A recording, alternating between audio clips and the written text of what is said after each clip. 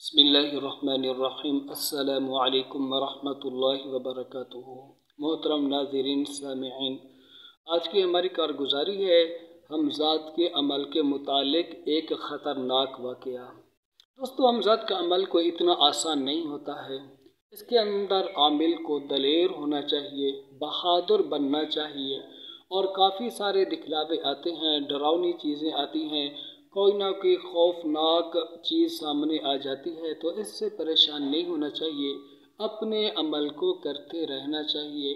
कोई चीज़ आपका कुछ नहीं बिगाड़ सकती जब तक आप हसार में बैठे हुए हैं। तो हमारे एक साथी थे मौलाना साहब, उनकी कारगुजारी मैं सुनाने लगा हूँ।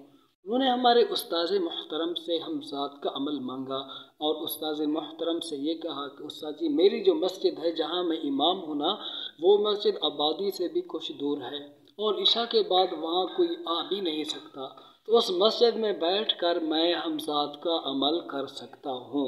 ठीक है, क्योंकि हमज़ात के अमल के लिए शर्त है कि दौरान अमल कोई नहीं आना चाहिए। ठीक है, जब कोई आ जाए तो फिर वहाँ पर एक तो तवज्जो हट जाती है, दूसरा कोई चीज़ फिर आमिल के सामने नहीं आती, फिर अमल के अंदर कामयाबी नहीं मिलती है।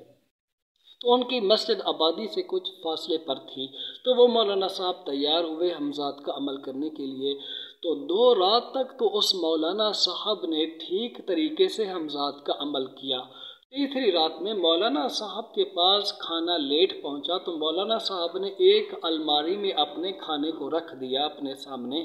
ठीक है, फिर उस मौलाना साहब ने सोचा कि पहले मैं अमल कर लूं, अमल कर लेने के बाद मैं ये खाना खाऊंगा। मौलाना साहब मस्जिद में हसार लगा करके बैठे और अमल करते रहे।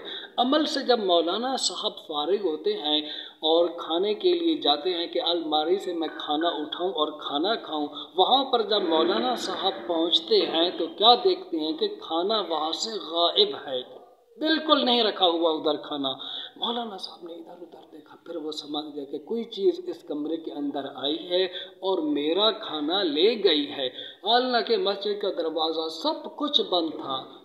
मौलाना साहब ने खाना भी उधर रखा, लेकिन जब अमल से फारिग हुए तो उधर देखा कि खाना बिल्कुल नहीं है। फिर वो हमारे उस्ताद मोहतरम के पास पहुँचे और जाकर उनको कारगुजारी सुनाई। फिर वो खाइफ हो गए, मतलब वो अमल से पीछे हट गए, डरने लगे कि अब मैं अमल को पूरा नहीं करना चाहता हूँ।